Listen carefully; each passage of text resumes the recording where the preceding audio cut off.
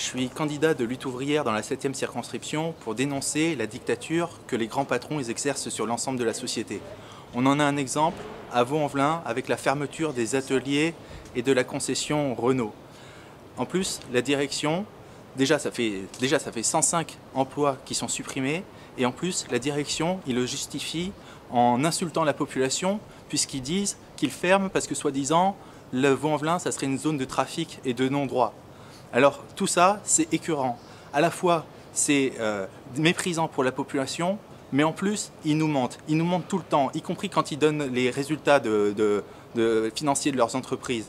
À Renault, ça faisait des mois qu'ils disaient que ce site il avait de bons résultats financiers, et maintenant, parce que ça les arrange, ils nous disent que le chiffre d'affaires serait en train de dégringoler. Nous, les travailleurs, on n'a aucune confiance à faire au patron. Et c'est pour ça que ce qu'on doit faire, c'est la transparence complète sur les comptes des entreprises.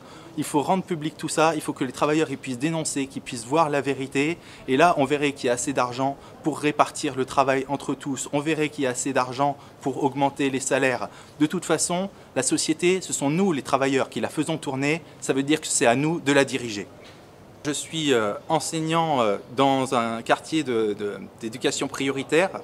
Nous aussi, comme tous les travailleurs, on voit notre pouvoir d'achat qui dégringole. Et la seule réponse du gouvernement face à tout ça, c'est de distribuer des primes. Alors les primes, ils distribuent bien sûr pas la même pour tout le monde.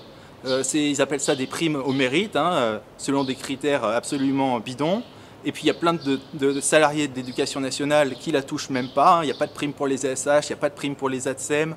Et donc c'est une façon de diviser les travailleurs. En réalité, ce dont on a besoin, c'est pas de primes, c'est d'augmentation de salaire. Parce que les prix, on le voit tous les jours, les prix de l'énergie, les prix de l'alimentation, ils augmentent pas seulement sur le mois de mai, ils augmentent sur tous les mois suivants. Et donc nous, les travailleurs, ce dont on a besoin, c'est d'une augmentation réelle des salaires. Il faut au moins 400 € supplémentaires par mois, tous les mois pour tous. Et ces salaires, ils doivent être indexés sur l'augmentation réelle des prix pour pas que notre pouvoir d'achat dégringole.